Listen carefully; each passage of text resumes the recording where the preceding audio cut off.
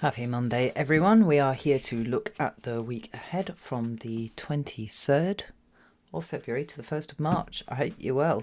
Using, as usual, the Hexen 5 for this monumental deck for this task.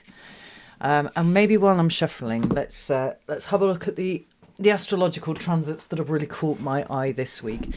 Well, we've been in Mercury shadow period for a little bit now. That actually happens proper on the 26th, so Mercury in Pisces will be going into retrograde.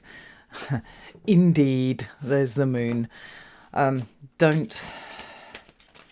Look, Mercury is in a pretty debilitated place when it's in Pisces. He hates being there. Mercury is the planet of sharp communication, sharp wits, detail-oriented, contracts, travel, all those sorts of things, right? So when Mercury goes into retrograde, we have correspondingly issues with communication, we have issues with transport, we have issues with travel full stop, but also issues with technology. And I don't know about you, but I've been having my fair share of those just recently. In fact, our most recent Cards and Community meeting was full of that kind of thing, right? So the usual rules of Mercury retrograde apply, right? Understand that we are going back over what we think, how we communicate. But it's in the debilitated position of being in Pisces, right? So there's a lot of emotionality that is kind of over the top of that. And I think it's probably a really good thing to do, to just check your feelings with things. I kind of hark back to the, how to thrive in 2026 video. I think it's entirely likely that we're going to start seeing an escalation in emotional stuff and a corresponding de-escalation in levels of understanding, a quality of communication, all that sort of stuff, right? It's just a little bit of a shit show with all of the intensity that we've got going on at the moment. So we've done the shadow period, and it starts properly on the 26th, which is Thursday, in fact. Interestingly, I have 2 meetings on Thursday. Okay. A retrograde is a period of time where we get to go back over things. It is not a time for moving things forward unless it's something that you've already started. Certainly not a time for initiating anything new. It's going back over, making sure that we're dotting the I's and crossing the T's and all that sort of thing, particularly in terms of, and I would imagine that this period has a lot of that about it, in terms of where we feel emotionally intense about things. What needs to be released, what needs to be let go, what can we just purge at this time without necessarily purging it at people. Because I think there's going to be quite a bit of that. Now, additionally, we also have Mars square Uranus is happening this week. I think it's on the 27th. I've got to look at the date. I think that's where it perfects. But obviously there'll be a few days build up and there'll be a few day cool down after it. So it's not as if it's the exact day, but we're already in eclipse season. All right, that's going to continue until March the 3rd. Is it March the 3rd when we have that lunar eclipse in Virgo, right? So that's going on at the moment. And things are always chaotic and turbulent when we're in eclipse season. So that's a consideration. Plus the Saturn-Neptune conjunction, Neptune in Aries, fucking Saturn in Aries, distortion everywhere. That's an issue. Mercury retrograde on top in Pisces, no less, because of course that's exactly what we need right now. Well, actually, maybe it is, right? So harking back to what I said about thriving in 2026, essentially, we can kind of boil it down to check yourself before you fucking wreck yourself, right? Mars square Uranus is frustration, it's tension escalating, and there's always a warning around about this sort of time to proceed with caution, right? Avoid impulsivity, avoid causing a fight, right? Where none is needed. Check yourself before you wreck yourself, right? So I think the fact that we've got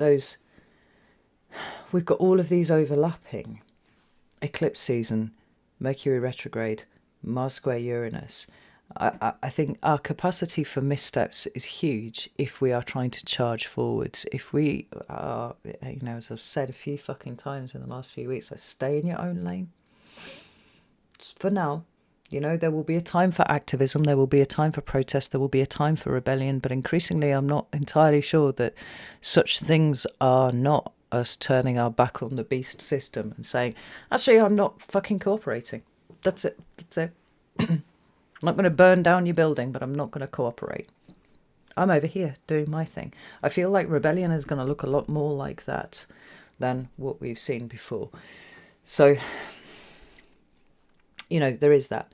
But the last transit, and it's probably a nice one, I think, to try and balance things out, is that we have Venus in Pisces, which is where I believe Venus is exalted.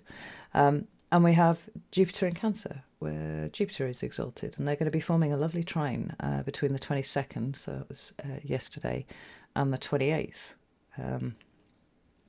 Maybe that's going to do enough heavy lifting to avoid the more chaotic energies of this week, but we will see. It's nice to know that it's there, and we're getting slowly, bit by bit, closer to the point where Jupiter's going to wake up and start pulling his weight a little bit more over there in Cancer. So these are things to know, things to be aware of. So let's give these a shuffle. I'm going to go 5 and 4, fucking hell, 3, 2, and 1. And your cards for the energies of this week are the 10 of Swords. Fucking super. Okay. The 4 of Pentacles. Okay. And the King of Wands. Right. All right. So we have some Leo energy over here. But it's quite action oriented. The thing is, with the 2 cards that precede it, I'm not sure how glorious any action that is actively taken this week is going to be. Let's have a look and see what we've got. Now, mind you, that said, I'm going to correct myself. We've got the Ace of Wands at the bottom of the deck there. I mean, that is the beginning of something new. We talk about new creativity, new passion, all those sorts of things when we've got an Ace of Wands showing up. But for me, it's often about changed behavior. Like, what do I do? Why do I do it? The things that the Queen of Wands likes to think about. And all of this creating a better environment for the King of Wands to be able to actually action shit, right? So, fuck. Sorry, I was just trying to get the Hexen 2 out here from the pile.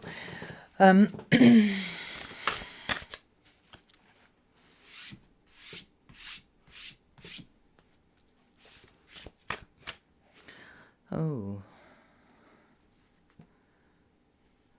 Yeah. I don't know, like, I actually got a funny feeling about that Ace of Wands. I mean, aces are pure potential, right? And so within the entire spectrum of pure potential, we usually focus on the good. The aces seem uniformly good when they come out, but they don't necessarily have to be. And I can't remember a period of time where I felt like suddenly an ace wasn't such a good idea. It's an intensifying of an already bubbling soup of chaos.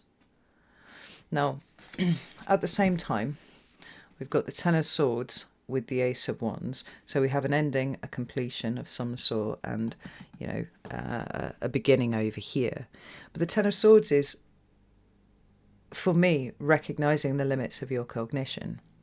Now, this could be a good thing if we recognize the limits of our condition and we choose of our cognition and we choose to do something different. But that 4 of Pentacles is a rather solid, sticky point in the middle of all of this. I'm going to pull out some clarifiers from the Hexen 2, and then let's I was going to say let's drink the soup, but I feel like maybe we need to drink the Kool-Aid. That's a joke. I don't actually read that, but it's like, I wonder if part of the problem is people drinking the Kool-Aid this week. Interesting. Ace of Wands, where I split it there. Which would be to say then not recognising the limits of their cognition and believing that they are doing everything right. I don't know, I'm just getting a funky feeling off that Ace of Wands. So let's go 5, 4, 3, 2 and 1. Ten of Swords is clarified by the Moon, why of course, and the Six of Wands. We have the Four of Pentacles clarifying the Four of Pentacles, and then the Four of Cups. King of Wands is clarified by the King of Pentacles and the Seven of Pentacles. What we have at the bottom, fuck off. Like literally fuck off. Oh. Huh.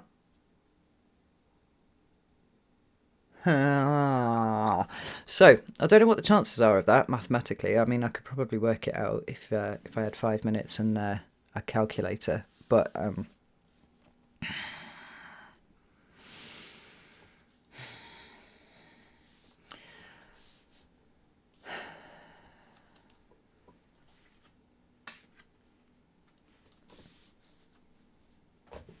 don't know, man. I know. I feel less enthusiastic about this set of cards than I could do. I'm not going to lie.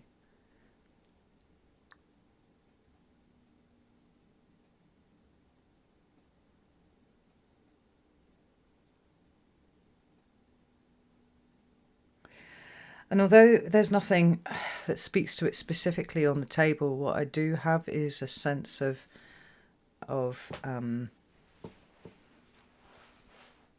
well, there are cards that speak to it on the table. The Moon.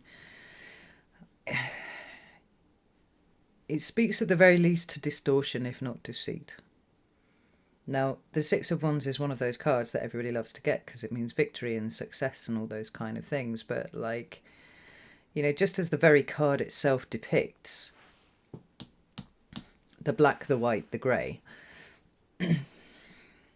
every card has a polarity. There is a binary state which is contained within the card, but then also somewhat contradictory. There is a contradictorily, there is a grey space that exists in between. Now, because the Six of Wands is Jupiter and Leo, both of whom are associated with confidence and whatnot, sometimes the way that the Six of Wands can fall down is in the spectacular overconfidence about things, particularly in the midst of the Moon. There's a distortion over the top where we can't quite see the details of things, but we think we've got it, we think we understand, we think we know what this is all about.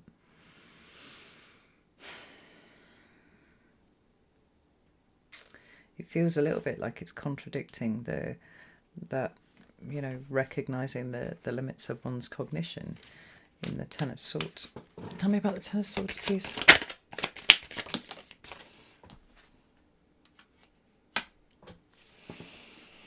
The Empress. Right. This is so fucking layered. I don't even know where to start. So we've got Taurus appearing here twice. We've got Leo appearing here twice, which is interesting. We've got this ignition of potential that is happening with the Ace of Wands. And like I said, sometimes I associate it with changed behaviour because, you know, in the full spectrum of behaviours and actions and activities and experiences that are open to us, you know, we then choose to take one and we go off in that way, right? So we've got a lot of fixed energy on the table, but we've also got this new energy here. But then to some extent, we've also got something that feels a little bit fixed here. Now, they're not actually representing fixed signs. The Fools represent cardinal energy. Four of Pentacles is Capricorn. Four of Cups is Cancer. But because they're foundational, it feels like the issue this week is people trying to build on false foundations.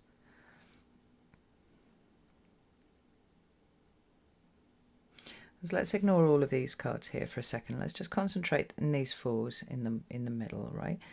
Ideally, in an energy that moves left to right, And we tend to read left to right because the cards, that is, so past to future, because of the fact that we quite literally read words left to right, right? If you, I don't know if Arabic was your, no, that is true. If you are in a culture whose language is read from right to left, you tend to see it going the other way, right? So over here would be the past, and then it's moving towards the future that way. It kind of makes all sorts of sense, right? The thing is, I don't get a sense of there being a linear progression here. It feels a little bit like everything exploding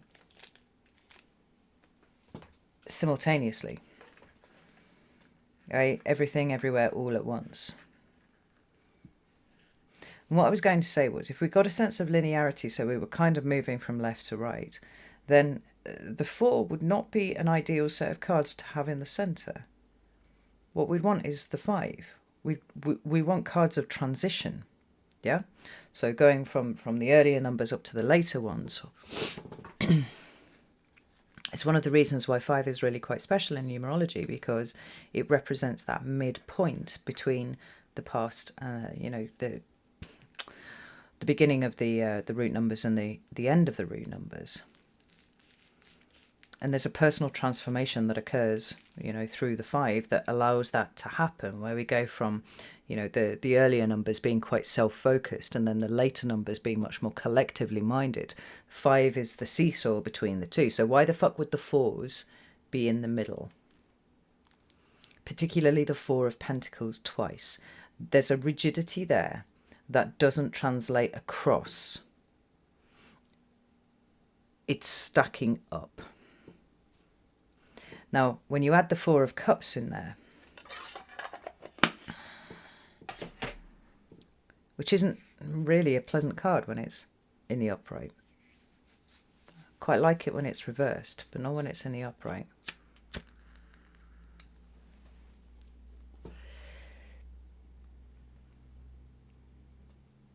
And I don't like it in the upright because of that sense of detachment that it creates. I talk about it in terms of abandonment issues and rejection and things like that, right? Because the character in the card is not recognizing the help that is being offered. In fact, they're just sitting there kind of sulkily. So I've always found it slightly amusing, and I did point this out to him once, that the character in the 4 of Cups actually looks an awful lot like my ex-husband. And the sulky behaviour was certainly on brand for that.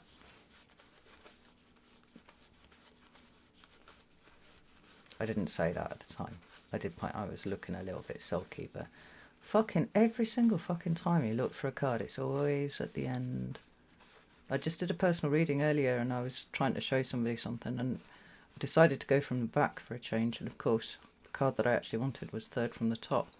And it's like, it is their all.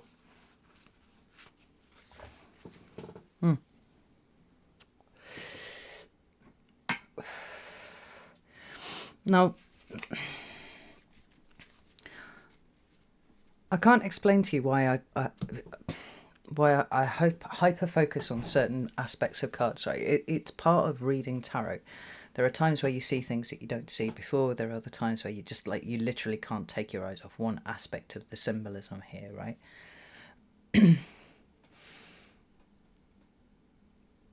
But this Ace of Cups right here, which is being proffered by a sky hand, right? Here is the help, here is the assistance. It's being completely fucking ignored. And I can't help but feel that this 4 of Cups here is representing people who are actually not looking for answers for things. They're looking to maintain a position, whether or not it's justified. And when I'm talking on these lines, I'm not just talking about what's going on out there in the world. I think it's quite likely that you may well see people in your own life this week who seem to be unable to change their position.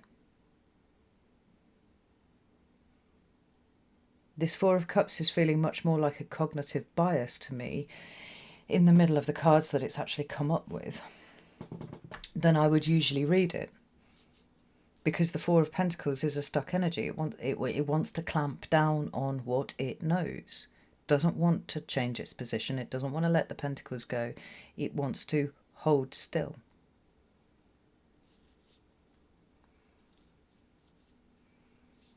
And so, in addition to the fact that we've got this very anchored, very static energy here, and we've got an emotional kind of a card on the top that is feeling entrenched in its position, and it's not looking for answers, it's actually looking for things to confirm what it already knows. We don't have a transition here, we have a doubling down. Now, where we have the doubling down, that then causes a problem when we're starting to look at the other cards, because we've got the Ace of Wands here, right? Like I said, it's the pure potential of all things that can happen, all things that can be experienced. I don't remember a time where I've ever felt such a strong ick of the Ace of Wands, right? I love the Ace of Wands.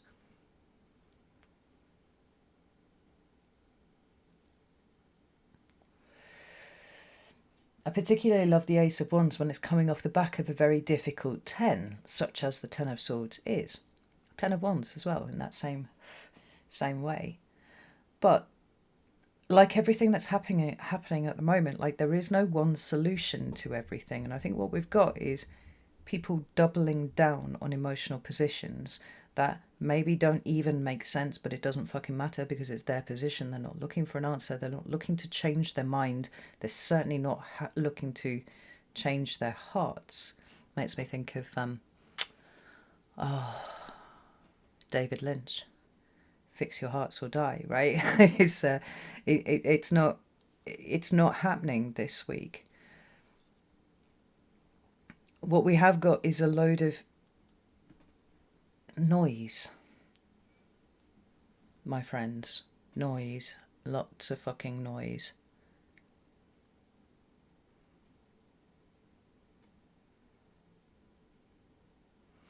The Ten of Swords is associated with themes like humiliation, betrayal, and the revelation of those things.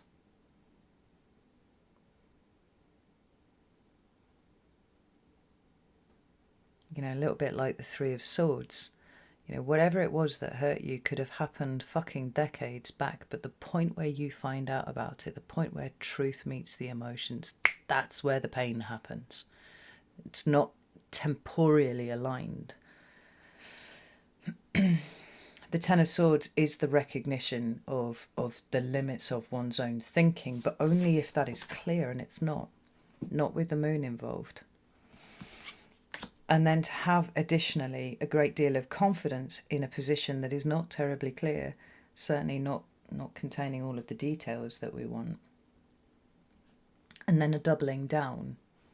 This feels a little bit like a week where people seem to have lost their minds somewhat. There's a quote by Nietzsche that I love, and I butchered it when I tried to remember it. Was it Scorpio? I was doing the reading for Scorpio. It was a testament to a person's character, the amount of truth that they can tolerate about themselves, right? This feels like a week where there are things that are revealed, but people's reactions are so fucking weird. Like even this Empress, like this Taurus energy here, is usually a stalwart of gratitude and abundance and all that kind of thing. Even she feels here somewhat like an amplifying energy of looking the other way. There's almost like a cognitive bait and switch that is happening with people this week, where there are things that are revealed that are so fucking obvious, and yet people are choosing to look the other way and then very loudly claim that they know what's going on.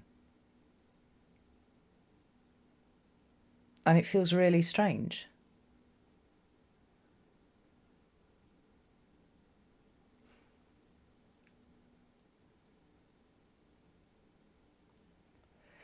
Because I'm feeling a lot of the binary of the Six of Wands, or perception of the binary, the black hat versus the white hat hackers, as it is here on this card, right? Both of them really strong. Both of them really standing out. And that grey hat, it's almost like it's been put in as an afterthought. It's almost kind of blending into everything around it.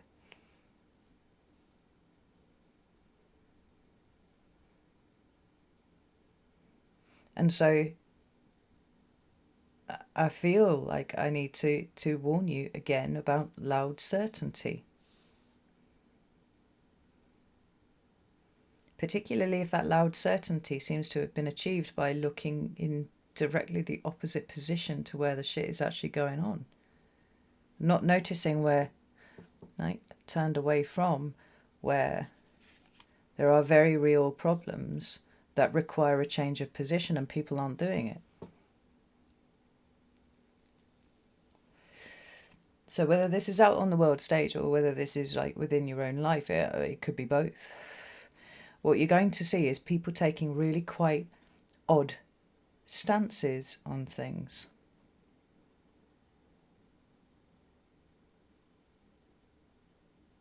That don't seem to align with a view of reality that you hold. Now, it's entirely possible that you too may be one of these people, as may I. Right, I'm not going to stop reminding you that Neptune is very fucking active at the moment.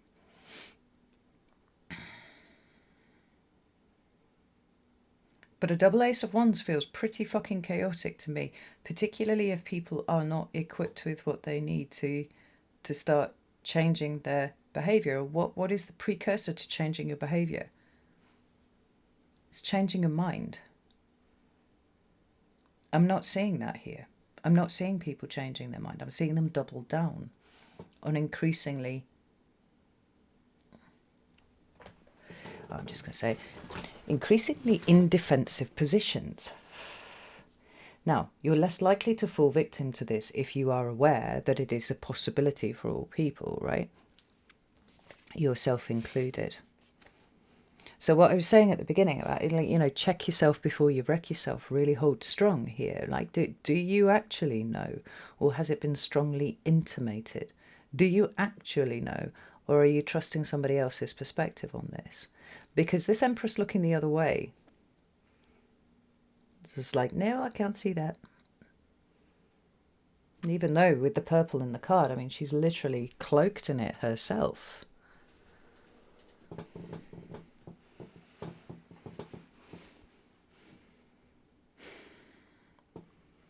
I don't like this, people.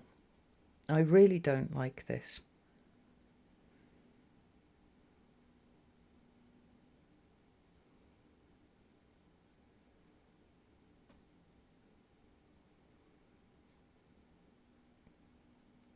And I don't like it because of the rigidity of it.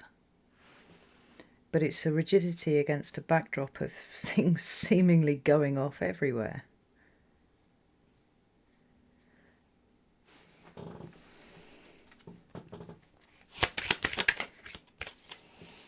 Right.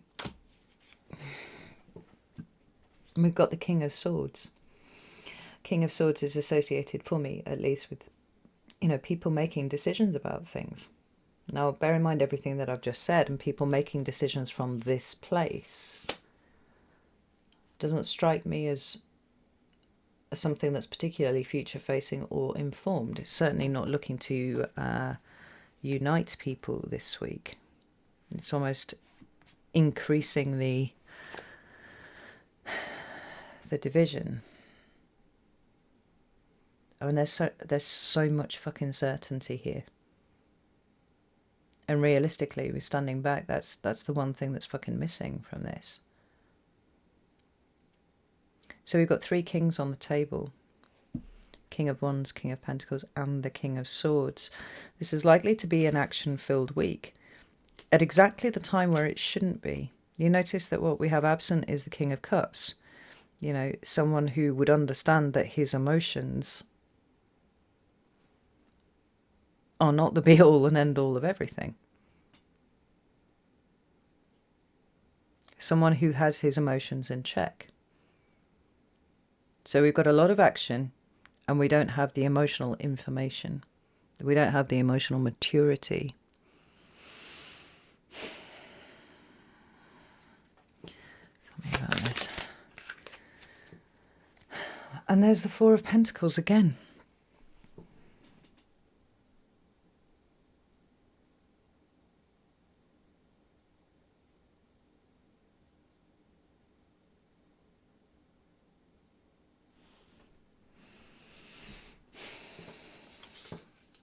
It's the doubling down.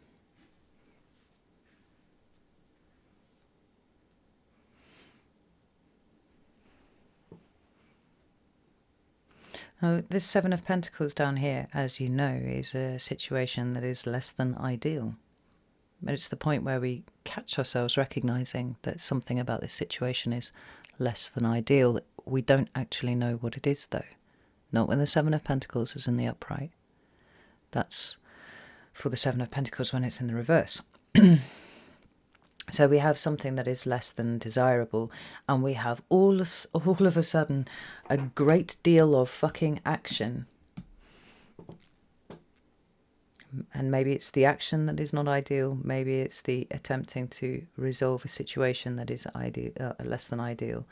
But what we don't have is the emotional maturity behind it. We've got the Four of Pentacles showing up 3 times on the table. That's 3 for 3. 3 decks, 3 Four of Pentacles.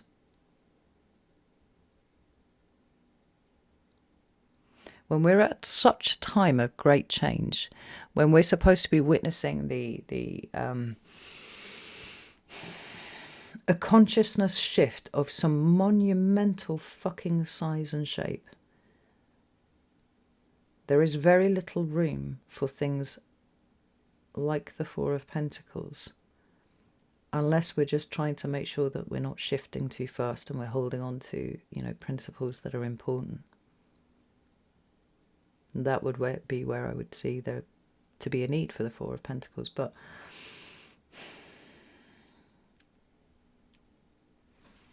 what is it in tracking this purple right across the cards?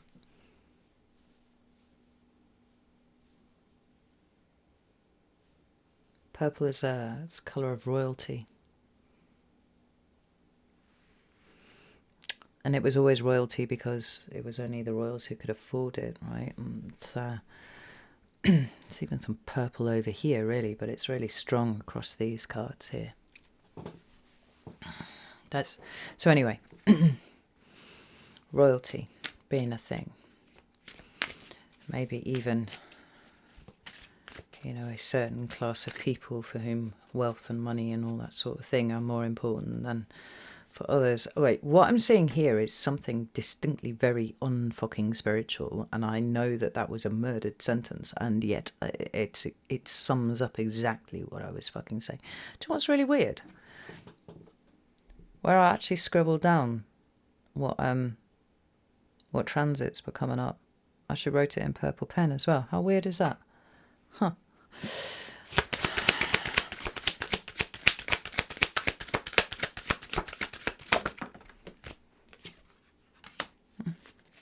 Purple again, Nine of Cups.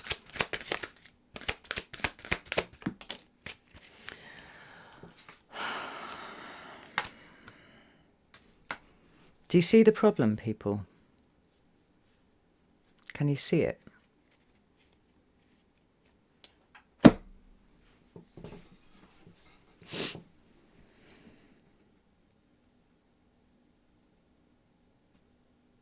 The Nine of Cups is one of those cards that everybody likes, right? Because it's your hopes, your dearest wishes, your dreams, but it's coming off the back of the Four of Pentacles. What does everybody fucking crave right now? A bit of normality. Remember, every card has a polarity. Cannot be all good, it cannot be all bad. It is, in fact, always the grey space in between. And it's only when you put them together that you start to see the picture that they're forming. This is very important, and I want you to understand this, because I think that this is part of the energy of this week.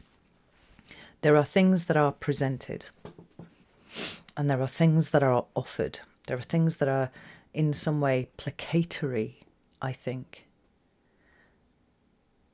But there's a lot that is deeply fucking illusory about this week, right? So we've got that Nine of Cups, and that seems like it's a good thing on the face of it. And then we've got the Devil, and it's in reverse, and that seems like a good thing on the face of it as well. But where's the High Priestess? She's reversed too.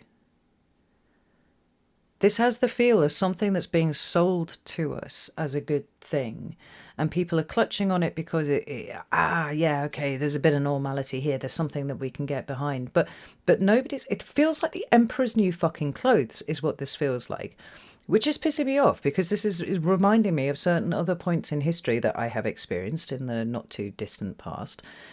It's got the same fucking quality to it.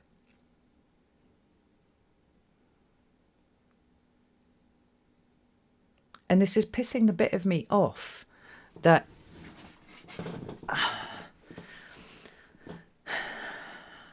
that sees the bigger picture, that pays attention to the bigger picture, that quite often goes, hang on, something about this doesn't make sense.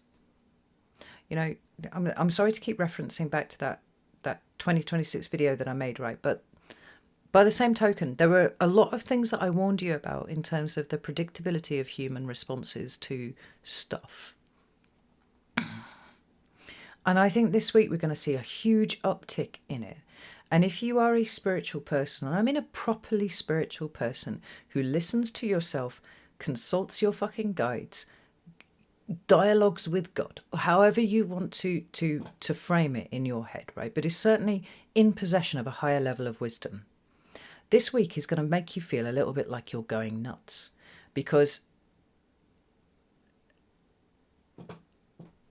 people are holding some extraordinary positions. They seem to be falling for things hook, line, and fucking sinker. And none of it is spiritually informed. High Priestess in reverse. People are being sold a lie and they are swallowing it.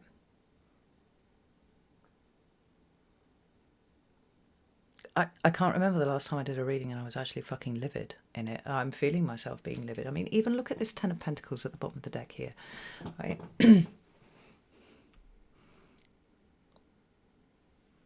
There's a book by, what's his name?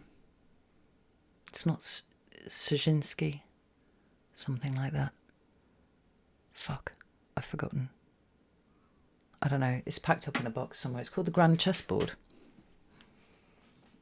It's about global geopolitics and the manipulations of the masses. There's your fucking chessboard. There we are. There's something else that's going on over the top, and it's away from us where we can't see it. To some extent, this week looks like a raging fucking shit show for those of us who have eyes to see. For those who don't, though, it offers something like normality, something like the things that they are conditioned to accept, the things that they're conditioned to want. I see a lot of activity here. I see very little emotional maturity behind it. So again, I'm going to come back to this. Check yourself before you wreck yourself. I think this would be a really good week to be quiet, if I am honest. We've got layered problems. Mercury retrograde. Mercury in Pisces in retrograde. Mars square Uranus. We're still in eclipse season, right? There's an urgency with eclipse season, always remember that. And remember that I also counselled against misunderstanding urgency for importance, right?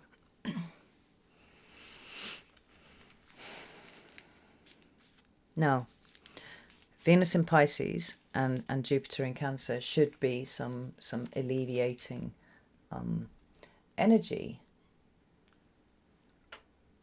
Ideally, we would like it to be alleviating energy, right? Some lovely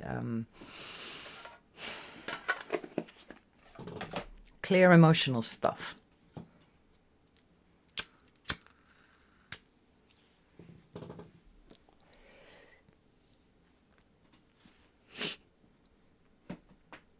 But Jupiter isn't always a good guy. And you have to remember that. What Jupiter does, right? You know, the reason why Jupiter is considered to be a greater benefic is because he expands. So, you know, we assume that there is an expansion of the loveliness.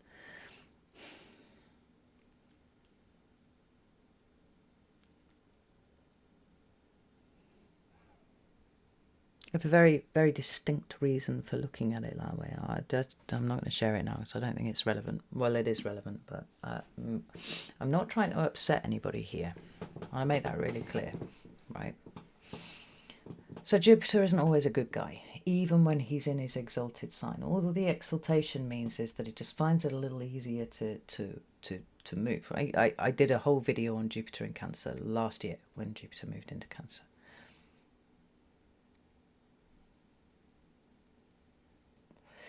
Cancer has the room to expand. Cancer is the womb, right? It has the room to expand, to contain that which Jupiter is looking to expand, right? So, all good.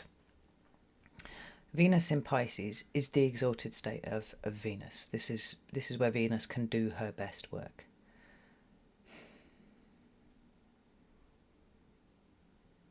But Venus often likes to be comfortable, and comfortable at the exclusion of other things. She's going to find it easy to want to be comfortable. Can you see what I'm getting at here?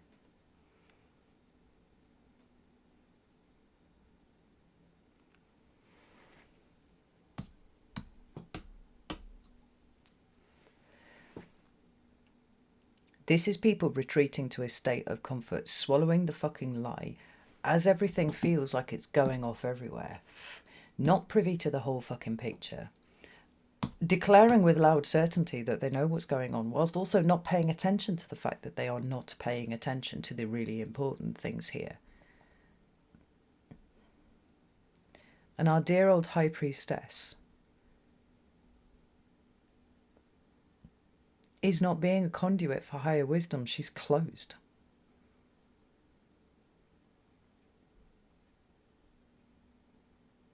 My friends, this is a week to be quiet. This is a week to pay attention. And I mean pay attention to your feelings as much as anything else.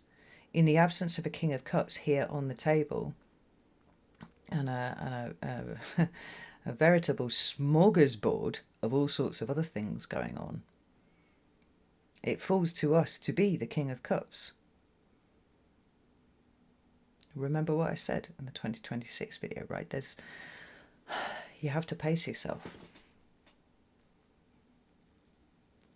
Don't be swept up by urgency. Don't be swept up by lies. Don't be swept up by deceit, even if it makes you feel better. This long term will cause more problems than it will solve.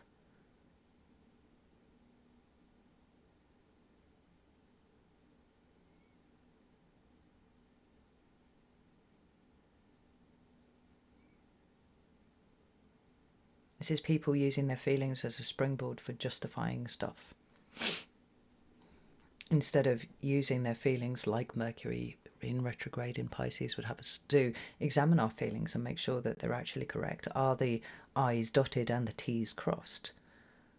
Or are we falling prey to something else?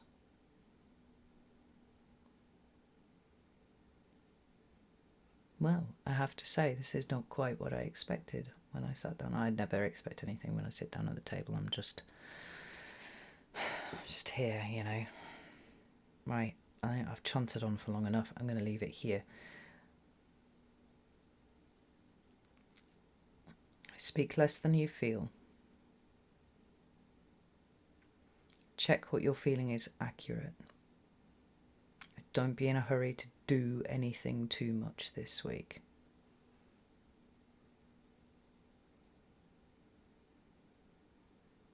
All right. Okay. Take care.